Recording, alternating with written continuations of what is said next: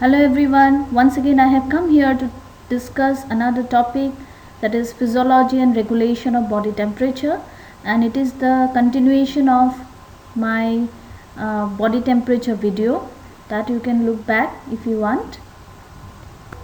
The topics that we are going to discuss are the physiology and the regulation of body temperature. Physiology of body temperature. Despite of extremes in environmental conditions and physical activity, the body's core temperature, the temperature of the deep tissues, is relatively constant due to temperature control mechanisms of human beings. So if you remember the previous video on body temperature, I have talked about two types of body temperature. One is core temperature and one is surface temperature. So core temperature, it is the temperature of the deep tissues, whereas the surface temperature is the temperature of the surface or the outside skin. So here I was telling that the core temperature used to be relatively constant and it is unaffected by the environmental changes. However, surface temperature vary relatively depending on the blood flow to the skin and the amount of heat loss to the external environment. So surface temperature varies depending upon the environment. If the environment is cold, you will feel cold, and if you record the temperature, you will get a temperature maybe below normal. But if the weather is very hot, it's a hot sunny summer season, then it will check your body temperature that it will be high. But these are that high and low, that is your surface temperature, that is the temperature that you will take in the sites like axilla or maybe in the oral, etc. But the temperature of your core sites like your rectum or tympanic membrane, that will not change according to the change in the environment. So that it was saying that core temperature is relatively constant, whereas surface temperature vary. Because of this surface temperature changes, the acceptable temperature of human beings ranges from 36 degrees centigrade to 38 degrees centigrade, that is 96.8 Fahrenheit to 100.4 Fahrenheit. The site of temperature measurement, oral, rectal, axilla, etc., is one factor that determines the client's temperature. As I have already told you, so there may be a site for core temperature, like you can say rectal, or there may be sites for your surface temperature like oral or axilla. So those sites also is a factor that determines the client's temperature, because every site the normal temperature is different.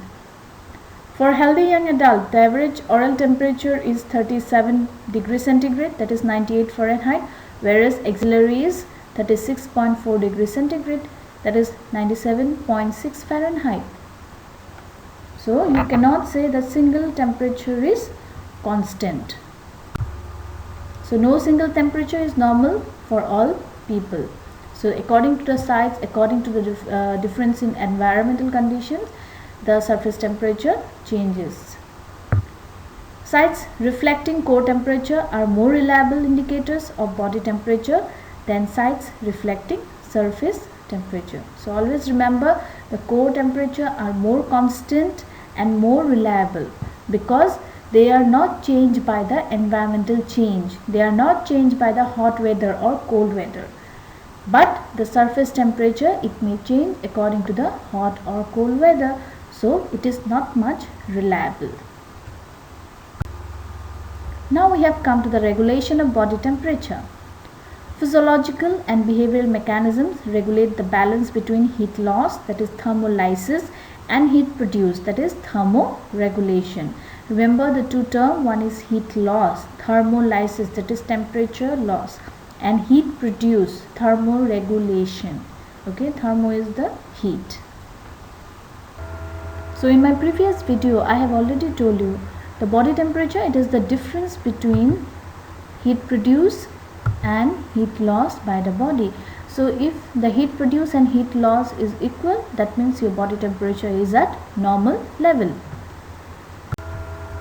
But if your heat production is less, but heat loss is more, then you will have low body temperature. So here you can see here the heat loss is more. Yeah, I have taken the use of a, you can say, weighing scale, where the left side the heat loss is more and heat produces less, and like that the body temperature is low. Whereas on the another scale I have shown you that here the heat produced is more and heat loss is less, so there will be more rise of body temperature. The production is more but release is less, so body temperature will increase. Now we have come to the temperature regulation. So how the temperature is regulated within our body? So there are mainly 4 mechanisms are there for temperature regulation, and they are neural and vascular control, that means the use of nerves and blood vessels, then thermogenesis, that is heat production mechanisms, thermolysis, heat loss mechanisms, and behavioral control. With the help of our behavior also we are controlling the thermoregulation. First is neural and vascular control. So for neural and vascular control we have to go for hypothalamus, which is the temperature regulating center in our body, and hypothalamus is having 2 parts. One is anterior hypothalamus, one is posterior hypothalamus. And the anterior hypothalamus, it functions for heat loss, and posterior hypothalamus, it works for heat production. So please remember it, hypothalamus is having 2 parts, anterior and posterior. Anterior is for heat loss, it controls the heat loss mechanisms, and posterior hypothalamus, it controls the heat production mechanisms. Like you can remember like P for posterior and P for production. So let's see the function of anterior hypothalamus first. So first, if the nerve cells heated beyond a set point, that means if your temperature is rising more and more, so nerve cells, they are heated beyond the set point, that means there is a normal temperature point is there. Till that time the nerve cells will not have any worry, they will not have any stimulation. But if that normal temperature reading crosses, the nerve cells, they heat it up, and this gives signal to the body to reduce the body temperature. Okay, and this will lead to heat loss mechanism. So as the body or the brain will get the signal the temperature is going very high, so body will start the heat loss mechanism, because he cannot take the risks of high temperature. So what it will go for? It will go for heat loss mechanisms like sweating, vasodilatation, that means dilatation or widening of the blood vessels, and inhibition of heat production. So body, you will sweat, like I think you know, whenever you are, if you are feeling too hot, then you sweat. So this is the heat loss mechanism. Body wants to lose the extra heat through sweat. Then vasodilatation, so body wants to dilate the blood vessels, and it will, this dilated blood vessels will increase the blood flow, and also it will stop producing extra heat. So ultimately body will redistribute the blood to surface vessels to promote the heat loss.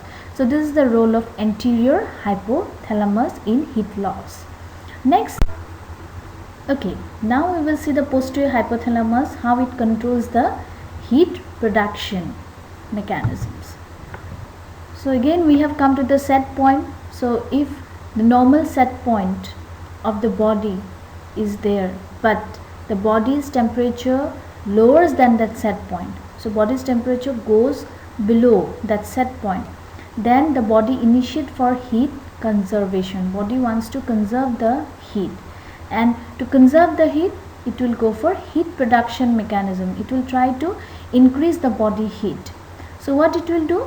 Heat production mechanisms are shivering. So I think you remember when you feel very cold, you shiver, right? This shiver, this muscle activity, it increases the body heat. Then vasoconstriction. In the previous slide you have heard vasodilatation. So now it is vasoconstriction, that is narrowing of the blood vessel, and it will try to decrease the blood flow. Okay, and This will lead to decrease the blood flow to the skin and extremities vessels to promote conservation of heat. So that is the role of anterior hypothalamus and posterior hypothalamus. Hope it is clear to you. Now we have come to the thermogenesis or heat production. That is the second mechanisms for thermoregulation. It means chemical regulation by production of heat by following ways. So before it was number one was neural and vascular control. So nerves and the blood vessels are in function. Now these are some chemical regulations are going on here. Number two, that is thermoregulation. So you can see these are the heat production mechanisms. So you will go in a clockwise manner. We will start from the top. That is number one is oxidation of food. So during metabolism of food, heat is produced as a byproduct. So you can feel it after having a lunch. You will feel little bit warm. Your body become warm, okay, or you feel hot. Next is muscle activity. So during muscular activity, the stored glycogen is converted into sugar and it releases energy and thus cause heat production. So maybe during exercises, or you can say during your suppose if you're walking, at the time also you feel hot, and that is the muscle activity. Then hormonal effect. Yes, hormones also play important role. So increased activity of the thyroid hormone that increases the basal metabolic rate and which also lead to increase in your heat or heat production. Next, strong emotions. So strong emotions, your excitement, anxiety, nervousness, etc. stimulate the autonomic nervous system, which causes stimulation of different body organs, and this increased activity lead to heat production. So if you are very, you can say strong emotions, like if you are crying very hard, at the time you feel hot. So that is the strong emotions. Next is shivering. I have already mentioned about shivering. So what is shivering? It is an involuntary body response to temperature differences in the body. So usually it is involuntary. The skeletal muscle movements during shivering require sufficient energy and that produce heat. Okay, so shivering also produce heat. Next is non-shivering thermogenesis. So without shivering also there can be thermogenesis or heat production. So usually this occurs in case of newborns, or you can say neonates. So neonates, they are not able to do shivering. Just neonates, I think you all know, it is the baby. We used to say the babies within 28 days, when it is born, within 28 days, from birth to 28 days is known as a neonate. So neonate cannot go for shivering mechanism. For them this mechanism of non-shivering thermogenesis can occur. So non-shivering thermogenesis is a condition where like babies are having certain amount of brown fat in different parts of their body.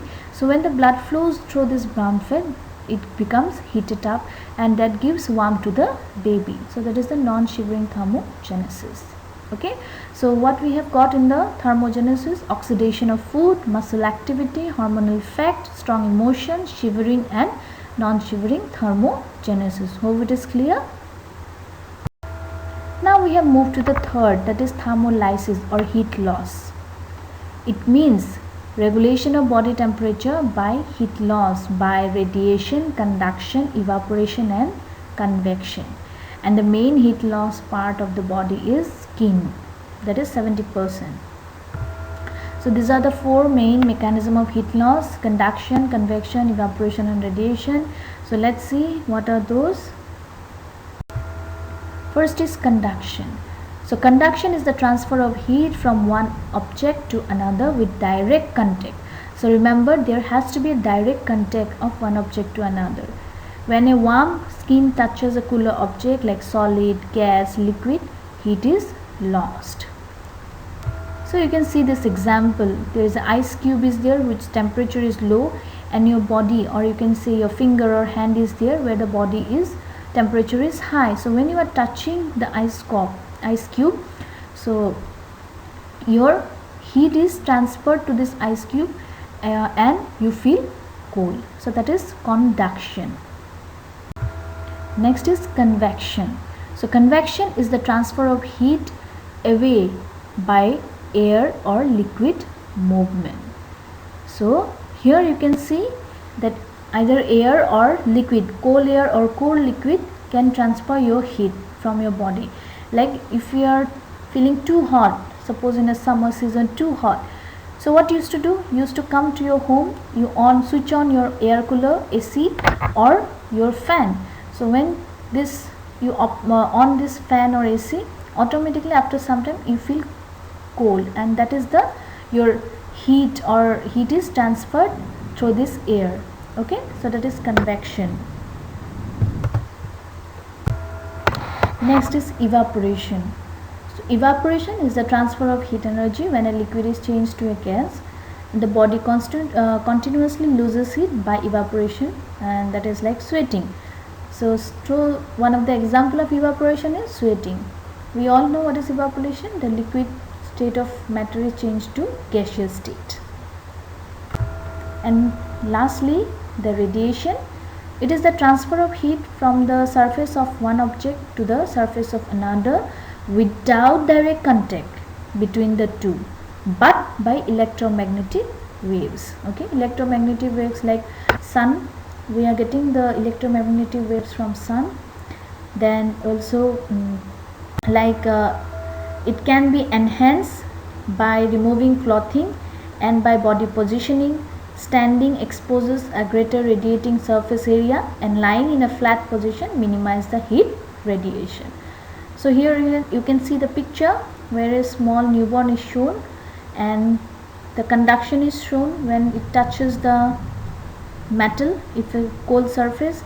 Then convection through air, evaporation when if the newborn is bathed, but after bathing, if he is not dried properly, then because of evaporation he may feel cold.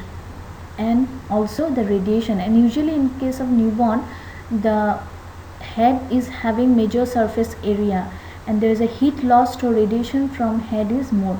That's why we always advise the newborn to cover the head.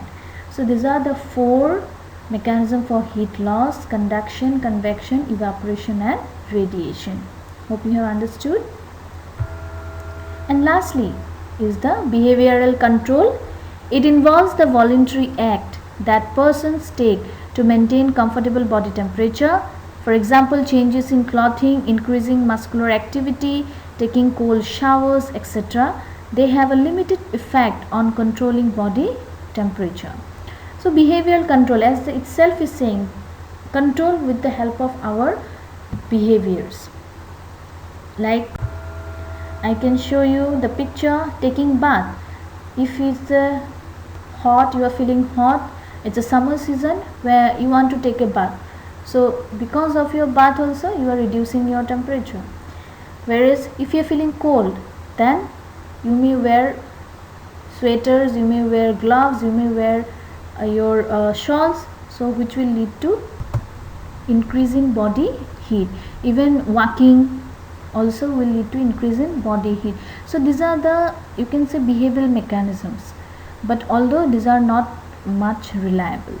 Okay, so we have come to the end of this topic. Hope you have understood. This is the physiology and regulation of body temperature. Regulation of body temperature goes for 4 meaning: neural and vascular control, then thermogenesis, thermolysis, and then behavioral control. Again, some work for home. So mention the heat production mechanism and mention 4 heat loss mechanism with examples. So please try to formulate the example. Thank you.